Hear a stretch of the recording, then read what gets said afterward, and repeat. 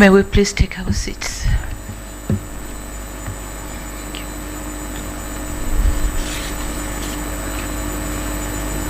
Honorable Ambassador Mahmoud Thabit Kombo, Mr. for Foreign Affairs and East African Cooperation, and the whole team, management and the team from the ministry.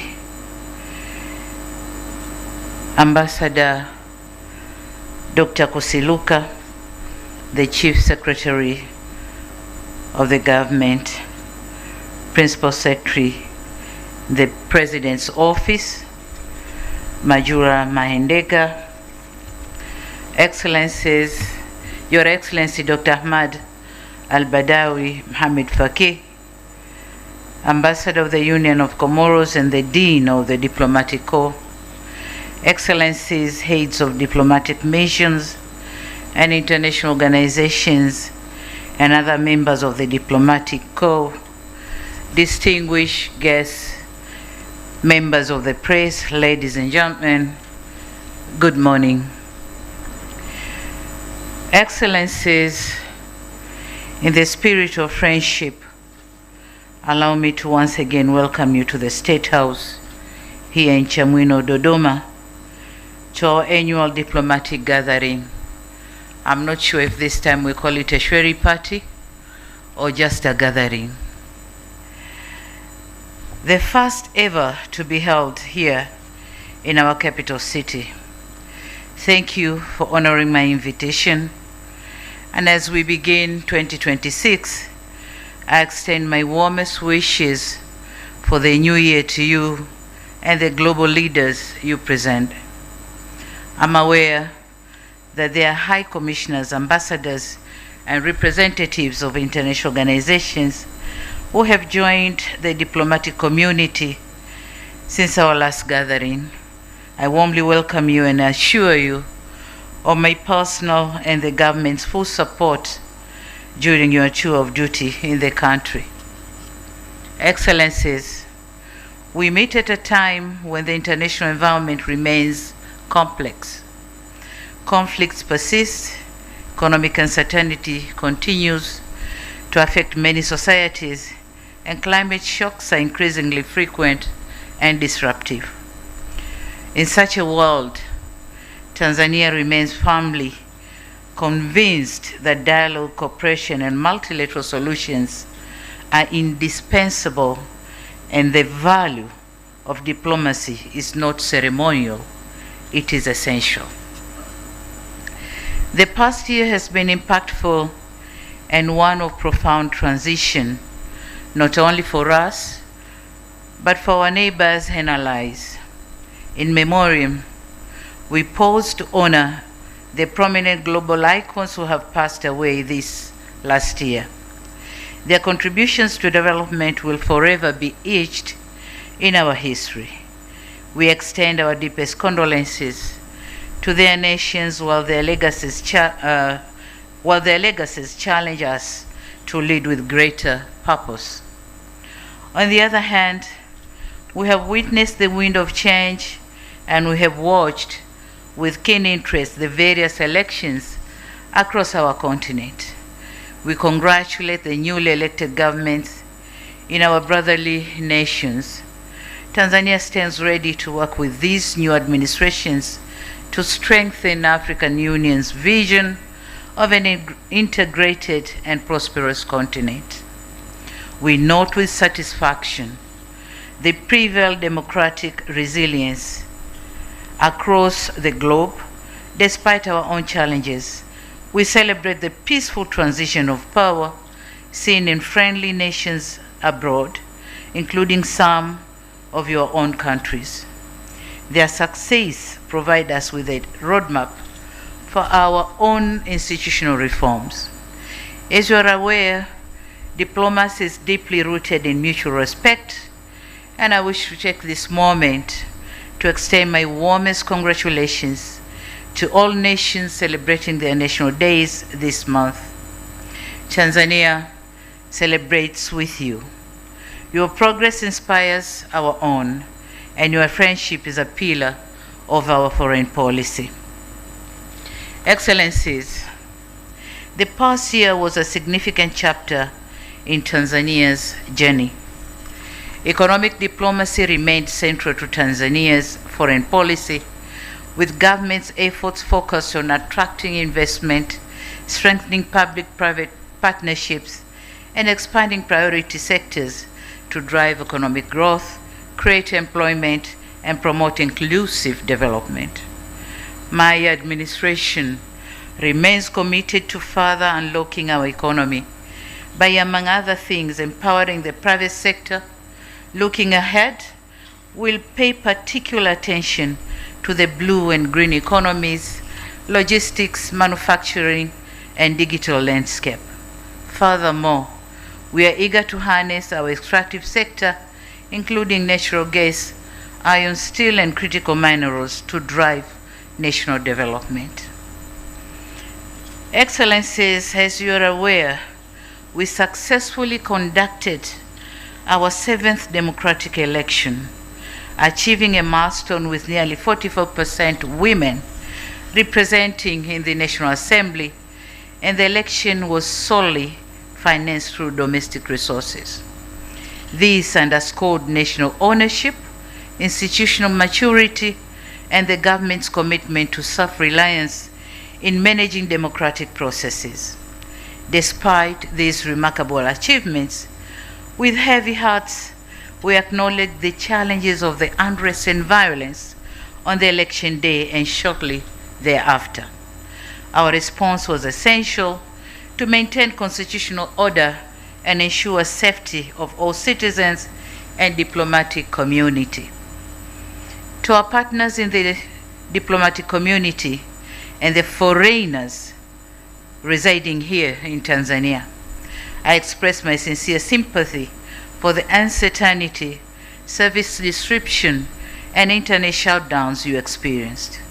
I assure you, we remain vigilant to ensure your safety and prevent any repeat of such experiences. Excellencies, democracy is a journey of growth. Every political system contains grievances. It is clear that there is no global formula for these unique challenges, and we must afford each other the space to learn and grow with humility. To those who send solidarity and congratulatory messages, we thank you. To those who didn't, we take note of your feedback too. I ask your friends of goodwill to lend their support to our reforms. And to those who may not share our vision, I ask that you at least respect our sovereignty. The voice of Tanzanians has been heard through the ballot box, and that voice must be respected. To foster national healing, or in order to foster national healing, I've undertaken the following steps. 1, establishment of the Ministry of Youth under President's Office to institutionalize the image of our next generation. But 2, pardoned 1,787 convicts associated with the unrest and violence of 29th October last year. 3, constituted an independent commission of inquiry in accordance with our Constitution. And lastly, pledged to establish a Truth and Reconciliation Commission to proceed our new constitution process. My administration is resolved to use this second term to repair, rebuild, and renew our nation. To my fellow Tanzanians, the discord we witnessed is not who we are. It's not at all. To our international partners, we recognize that stability is the currency of diplomacy. Today, I plead that our path forward will be paved with the stones of justice, dialogue, and a renewed respect for the democratic process. And in this regard, allow me to quote philosopher Søren Kierkegaard, who once said, "Life can only be understood backwards, but it must be lived forwards." In this context, as a country, We understand the mistakes of our past, but our eyes are fixed firmly on the future. Excellencies, Tanzania remains one of the Africa's fastest growing economy, with almost 6% GDP growth and inflation maintained at a stable 3.3%. In addition, the national debt continues to be sustainable, with the debt to GDP ratio currently standing at 48.2%, below the threshold of 55% for low-income countries. As for our capital markets, the Dar es Salaam Stock Exchange saw market capitalization rise by 34.3%, reaching billions of Tanzanian shilling, about 23,995 by year end. In addition, we have continued to enjoy favorable credit score, B1 from Moody and B+ from Fitch credit rating. This stable outlook signals investors' confidence, lower borrowing costs, and economic resilience, which marks a positive step in building international confidence and attracting more foreign direct investment. We endeavor to ensure continued governance reforms, reducing foreign currency shortages, and improving the tax to GDP ratio. The favorable credit ratings and stable economic outlook led to registration of 927 new investment projects by December 2025, with a combined value exceeding $11.09 billion, representing a significant 19.03% increase compared to the previous year. The registration of these projects in 2025 stands at the record of the highest number of projects registered in calendar year since the establishment of the Tanzania Promotion Agency, breaking the record of 905 projects last year. On these 927 projects, 66, equivalent to 7.12%, are expansion projects, demonstrating sustained confidence by existing investors in Tanzania's growth trajectory and its investment climate. Collectively, the 927 projects are expected to generate more than 162,895 new jobs for Tanzanians, while foreign direct investment (FDI) remained robust. Local investors' participation also remained strong, with 288 projects, equivalent to 31.07%, expected to be implemented by domestic investors, reflecting growing confidence among Tanzanian entrepreneurs. To our investors, we pledge to ensure the existing and new investments are protected and secured. On the other hand, in 2025, we continued with our industrialization journey, and we have experienced a rise in key economic sectors. The leading sectors include agriculture, of which its productivity continued to grow, with the food self-sufficiency ratio standing at 128% in 2024-25, reflecting a growth of around 3.2% over the period. In mining, we witnessed a further surge in activity, with mineral production increasing by 48.27% from 10.6 trillion in 2023-24 to 15.8 trillion in 24-25. The percent driven largely by gold, coal, building, and industrial material. We are leveraging the 47.27% surge in mineral production witnessed in 2024-25 to bolster our national economic security. We now require large-scale miners to refine and sell at least 20% of their gold to the central bank to bolster our foreign reserves. We have also witnessed notable growth in the tourism sector, with receipts rising from 1.3 billion US dollar in 2021 up to 4 billion US dollars in third quarter of 2025. Furthermore, Tanzania was honored as the world's leading safari destination 2025 at the World Travel Awards, reaffirming our standing as a premier global destination for wildlife and nature-based tourism. This recognition attests to our strong commitment to conservation, high-quality service delivery, and suitable tourism development, while further strengthening investor and visitor confidence in Tanzania as a safe, attractive, and rewarding destination. To further promote tourism, trade, and connectivity across the African continent, Air Tanzania expanded its route network in 2025 to key destinations and supporting the growth of intra-African tourism. We remain focused on expanding our connectivity, accelerating infrastructure development, and diversifying tourism offerings as we position Tanzania as a regional hub for tourism, trade, and logistics in Africa.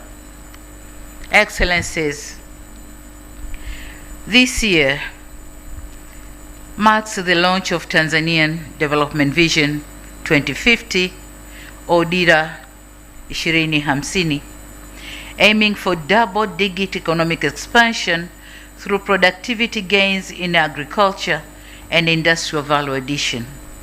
In this regard, we will also prioritize new economic frontiers by unlocking the blue economy, green economy, logistics, and digital landscape.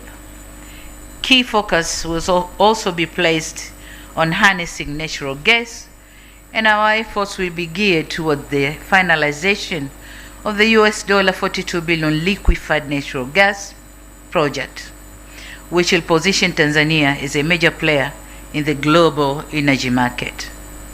On the other hand, the country is building an enabling environment that will attract investment, innovation, and promote local value addition in the critical mineral sector.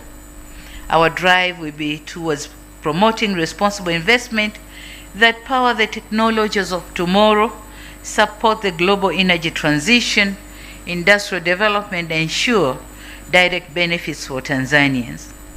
We invite governments, private sector actors, and development agencies to come partner with us in this key sector.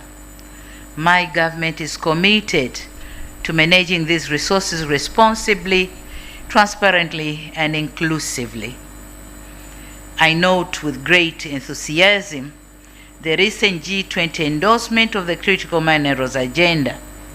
Tanzania fully supports this initiative and stands ready to engage actively with international partners to ensure that these resources contribute both global clean technologies and inclusive growth at home.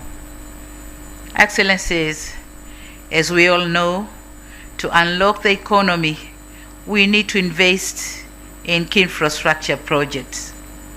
Work is still going on to ensure completion of the standard gauge railway and the East African crude oil pipeline, which is set for completion in July 2026. The completion of Julius Nyerere hydropower plant and the operationalization of the SGR are not just engineering milestones, but engines of our new mineral economy.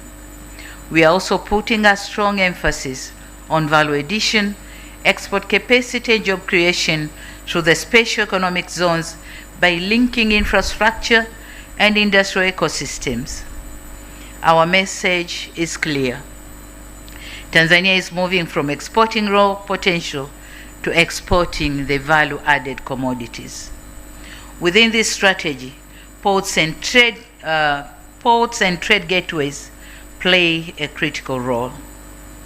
Furthermore, we are advancing strategic projects, including Bagamoyo and its associated industrial ecosystem, not for prestige, but to unlock trade, industry, and competitiveness.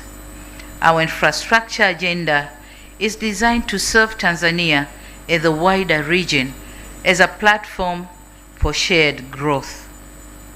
Excellencies, as our economy diversifies and scales, human capital remains at the heart of our development strategy and the ultimate guarantee of our national resilience. Tanzania youth are the heartbeat of our 10% growth target.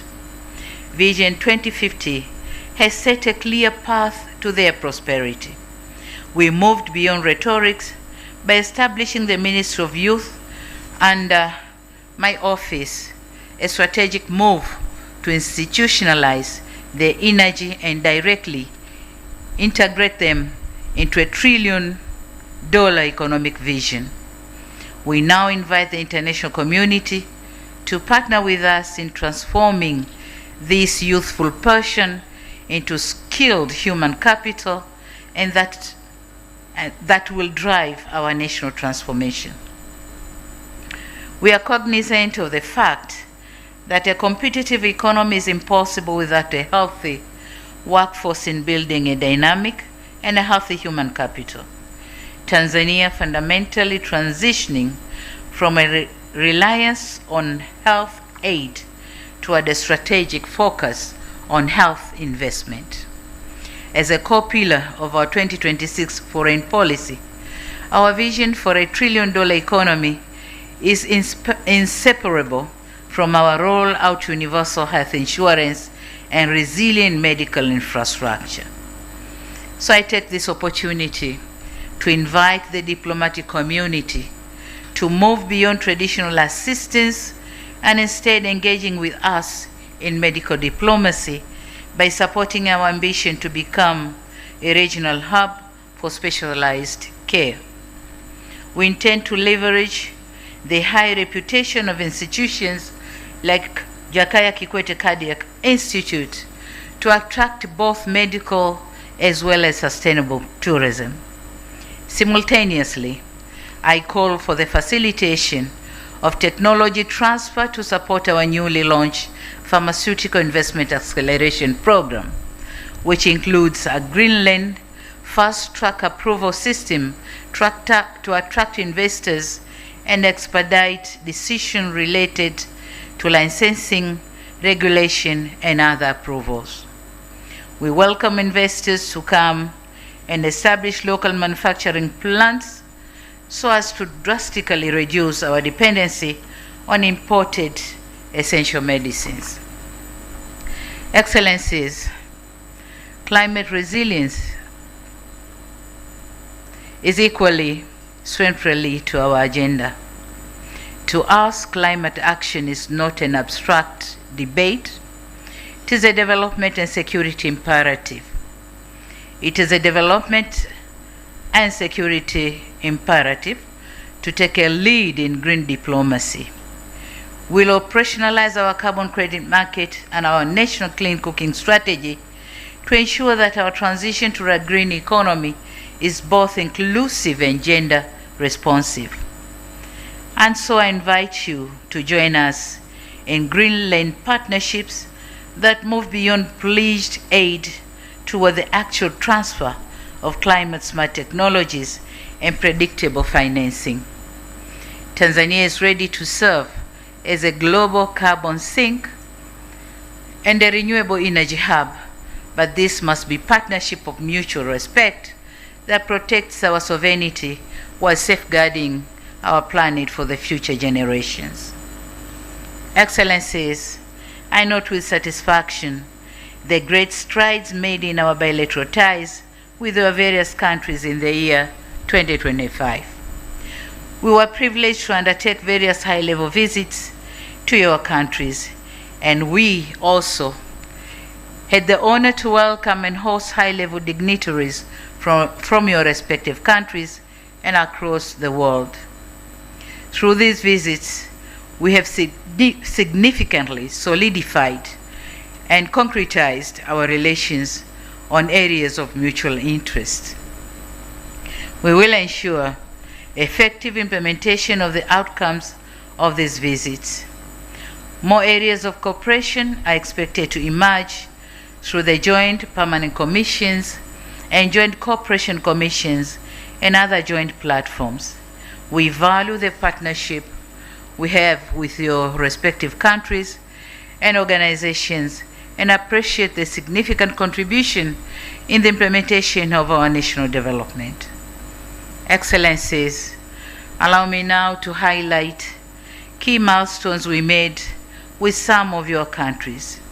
We remain grateful to the Government of the People's Republic of China for the launch of the China-Zambia Prosperity Belt, the securing of the $1.4 billion of the revitalization of the historic Tazara Railway will not just honor the legacy of our two founding fathers, but position Tanzania as the primary logistics gateway to the entire SADC region.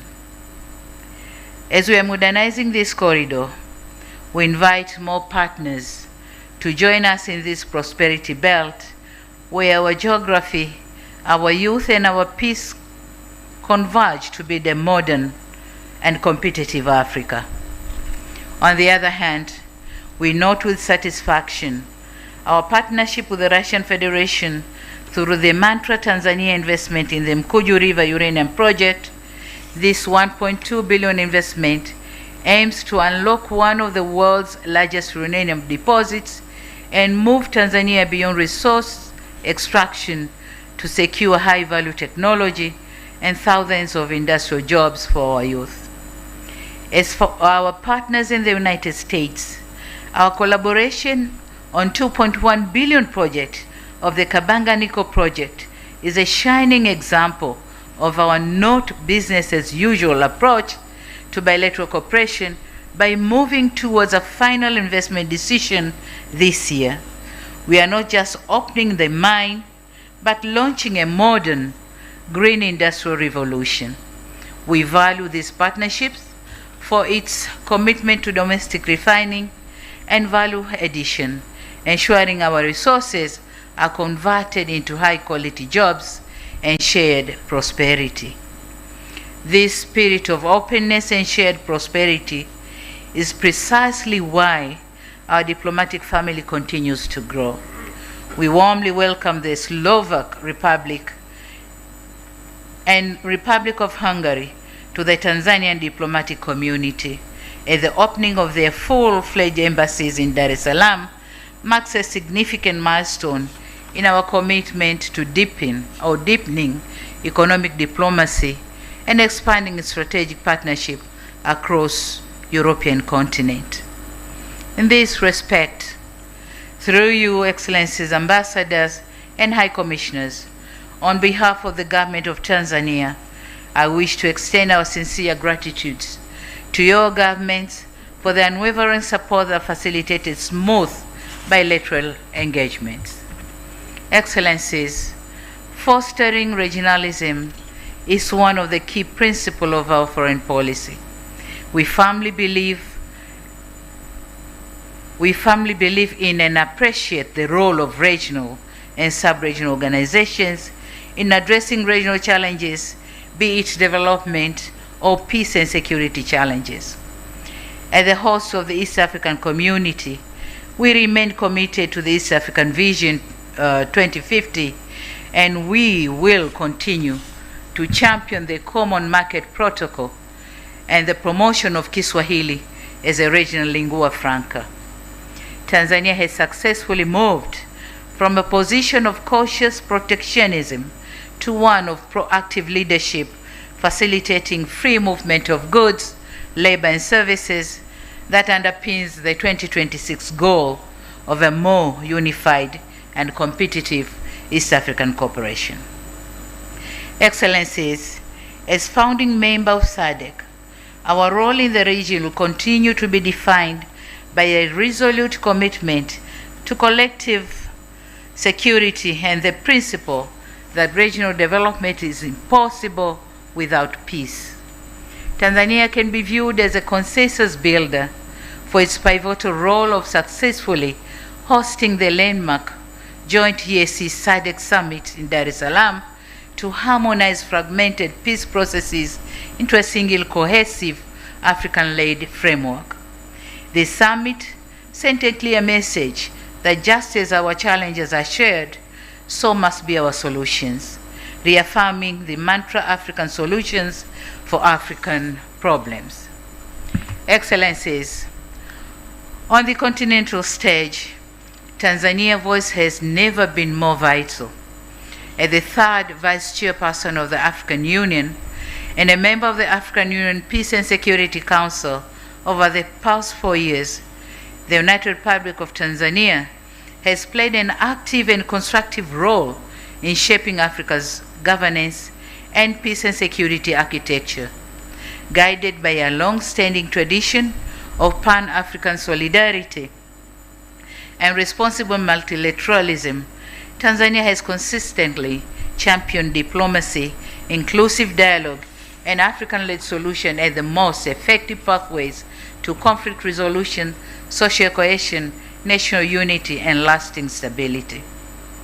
Through principled engagement in council deliberations, calm and balanced diplomacy, and steadfast respect to constitutional order, Tanzania has contributed meaningfully to timely responses to conflict and emerging security challenges, thereby enforcing or reinforcing the credibility, unity, and effectiveness of African Union Peace and Security Council in advancing a peaceful, secured, and resilient continent.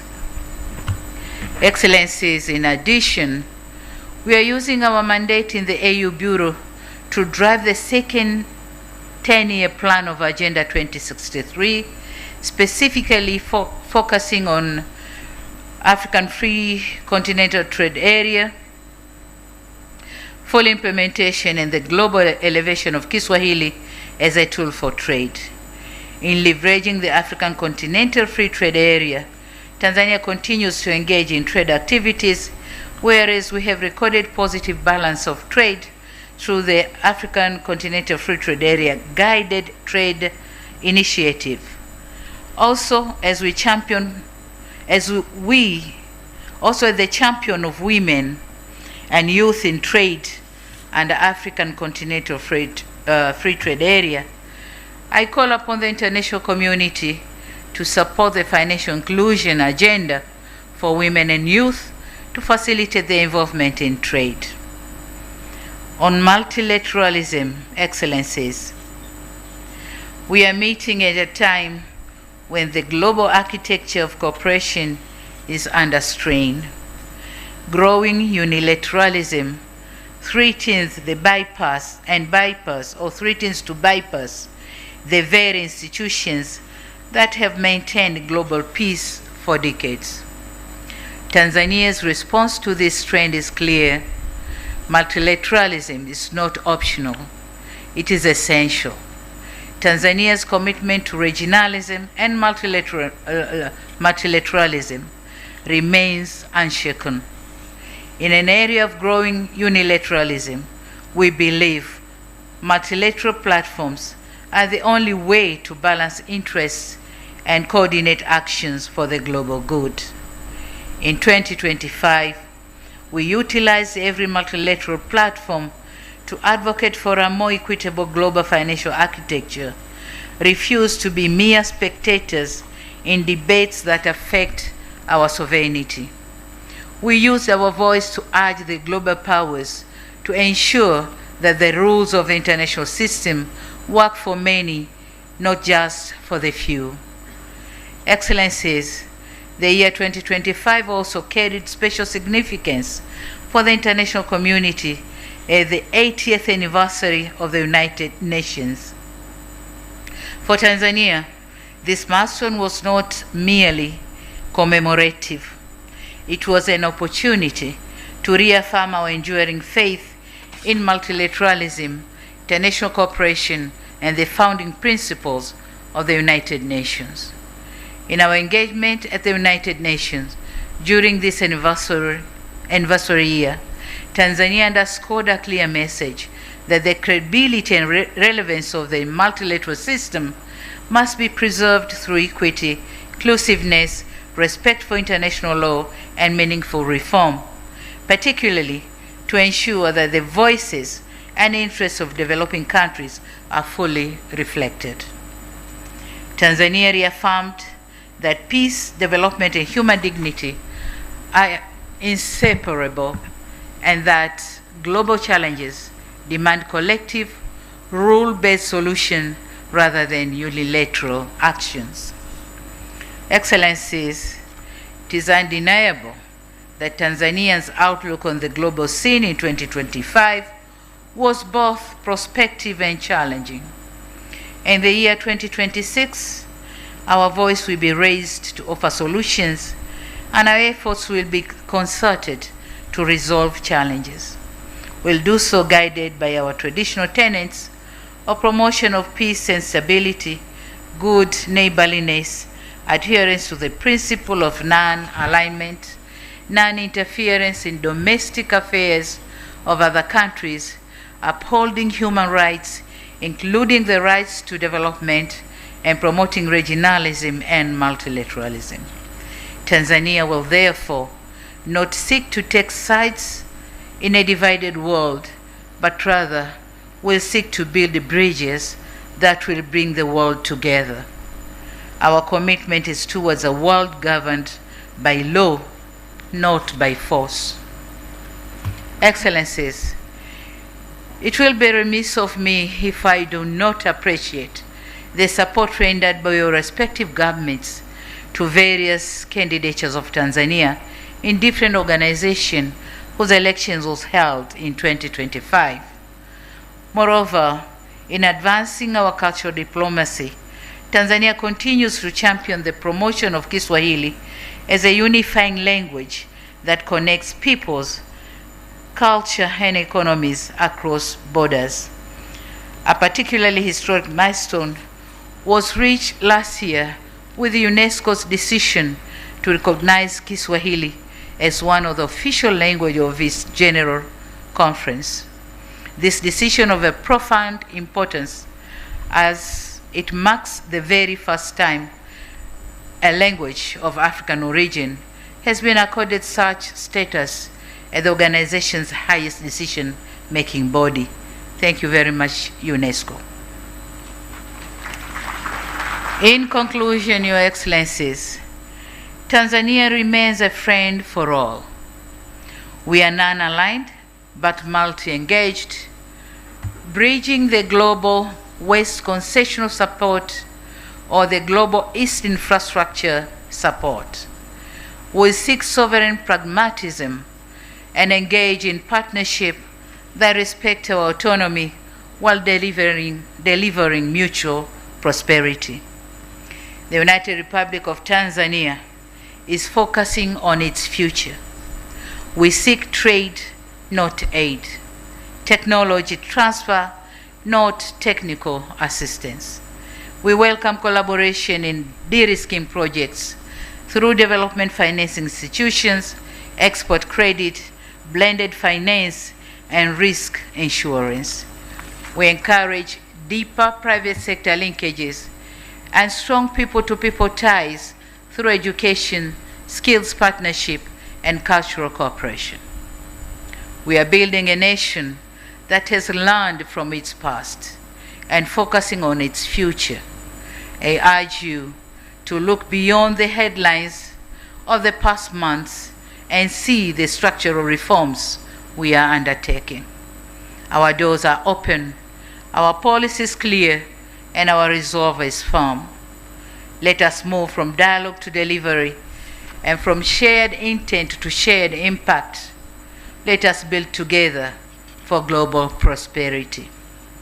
I end my remarks as I began by wishing you, your families, staffs, governments, organizations a happy and prosperous New Year 2026. May I now request you to join me in a toast.